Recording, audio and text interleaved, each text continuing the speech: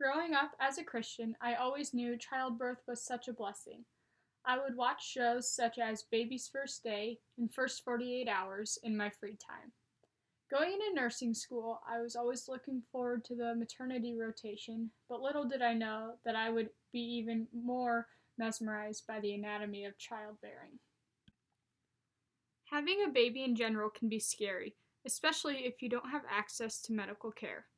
When we were asked to do this presentation, I knew everyone would do a third world country or somewhere there's not a lot of medical advice. So I wanted to take a different approach and pick a country that has one of the best maternity and paternity care in the world. I picked Germany for this reason and because my mom was born there while my grandpa was stationed there in the army. History. Nazi Germany started in 1938 and went until 1945. During this time, childbirth looked a little different. We think about childbirth as being a beautiful experience, but that was not the case during this time. Children were very rarely born without the order of Adolf Hitler. He made it mandatory to have a midwife at every single birth. A Lebensborn was a child who was born in which Hitler ordered in hopes to increase the population of Aryans, which were categorized as totally pure and healthy. If the baby was not pure when it was born, it was taken and killed by the Nazis. After Nazi Germany was defeated, birth rates slowly started to rise, and then declined again until about 1970 and has steadied out since then. Throughout this time, the medical industry in Germany grew. Abortion was illegal when Germany was established as a country in 1871, but in the 1930s it became legal. Any woman could have an abortion except for the Aryan women. The only time they could have an abortion was if the baby was deathly ill or deformed. Abortion was then outlawed again in 1943 and was punishable by death. As of 1971, abortion is now legal in the first trimester. There are certain counseling that mother has to go through, and there is a 3-day waiting period after the counseling before the doctors can perform the abortion. Statistics. In 2017, the German population was 82.79 million people. The birth rate in Germany was 9.5 births per 1,000 people in 2018, which means there were almost 800,000 children born that year. The infant mortality rate in 2018 was 3.1 deaths per 1,000 live births, which has gradually fallen since 1969, where it was a whopping 22.8 deaths per 1,000 live births. The overall death rate is 11.58 deaths per 1,000 people. Of these deaths, there were 101,000 recorded abortions in Germany in 2018. The overall life expectancy, according to 2018 statistics, is 81 years. Prenatal care. The first step to do if you think you're pregnant is to visit your local pharmacy or find a vending machine called Maybe Baby and obtain a pregnancy test. If the test is positive, the woman should make an appointment with an OBGYN. Here, the doctor will locate the fetus and maybe find a fetal heart rate. The doctor will provide an easy vitamin regimen, including folic acid. The woman should visit the OBGYN every 4 weeks until the fetus is 32 weeks gestational age, and then the visits will increase to every 2 weeks. If the woman goes past the estimated due date, appointments will be made for every 2 days. The basic appointment includes a urinalysis, blood pressure check, weight check, periodic blood tests, ultrasounds, and a talk with the OBGYN. A woman should expect ultrasounds at least once between week 9 through 12, week 19 through 22, and week 29 through 32. Low-risk pregnancies in Germany should expect between 3 to 7 ultrasounds throughout their entire pregnancy. There is also a glucose test done at between 24 and 28 weeks, which tests for gestational diabetes, and a test in which there is an electronic fetal monitor that tracks Braxton Hicks contractions and the fetal heart rate. This is done near the end of pregnancy and only takes about an hour. There are also a variety of classes a mother and father can take to prepare for their new baby. These classes include exercises for labor and what to expect during labor. It also helps the parents have a better understanding of how to handle their newborn once they go home. Methods of delivery. In Germany, mothers can give birth in one of three places: in the hospital, at a birthing center, or at their home.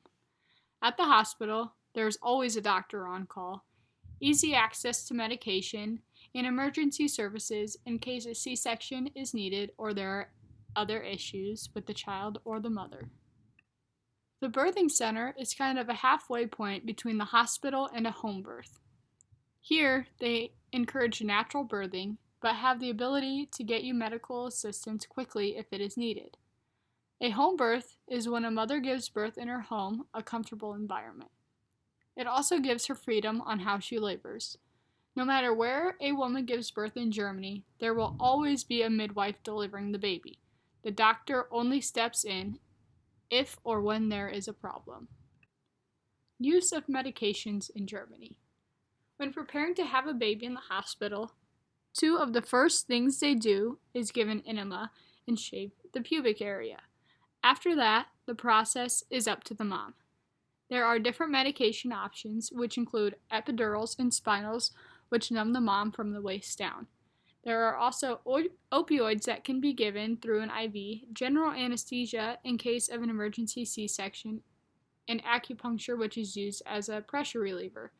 There are also other non-pharmacological methods such as warm baths and relaxation techniques. Comparisons of childbirth between the US and Germany. The US and Germany have very similar processes when it comes to childbirth. Insurance in the United States has evolved over the years, and in 2014, the Affordable Care Act made it mandatory for all health insurances to cover pregnancy, delivery, and newborn costs. In Germany, the government-provided insurance covers all the costs of childbirth, but not all private insurance companies do. Before going into the delivery process, German women need to make sure their insurance has this coverage, and if it doesn't, they need to switch because childbirth can cost thousands of dollars. The prenatal care and doctor's visits are also very similar in the aspects of ultrasounds and vitamin regimens. There are prenatal and birthing classes offered in both countries. The location of the birth is also similar in Germany and the US. Hospitals, birthing centers, and home births are all also available in the United States, but the difference is that Germany has gradually become more familiar with hospital visits, whereas the US started with home births, then went strictly to hospitals, and now they are becoming more familiar with home births and now have birthing centers as well. Another difference between childbirth in Germany and the US is that in the US you can request to have a midwife deliver your baby, but most of the time the doctors are delivering whether the baby is healthy or there are complications.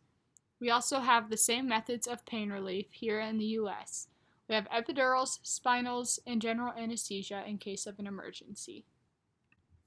Birth control methods in Germany. In Germany, one can buy condoms at pretty much every single drugstore. There are also hormonal oral contraceptives, implants or injections, intrauterine devices or IUDs, and diaphragms that are available through the gynecologist. In the US, we are pretty familiar with the first three, but the diaphragms are a little more foreign to us. It is a physical barrier that is put up into a woman's vaginal canal so the sperm cannot reach the uterus. This puts the woman at an increased risk for a bacterial infection within the vaginal canal, so this is a method that has been decreased in usage. Women's health screenings in Germany.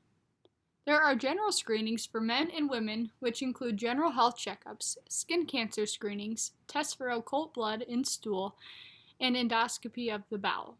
There are also women-specific screenings, which include a chlamydia screening, and all women under 25 are offered this screening at least once a year. Cervical cancer screenings, which include a pap test, a breast exam, which women who are over the age of 30 are offered this once a year, and a mammogram screen, which is offered once every 2 years for women between ages 50 and 69. Although the US and Germany are very similar in many aspects, I think as medicine and technology advance, these two countries can learn from one another. I think together, the prenatal and childbirth experiences can become safer and more delightful for everyone involved.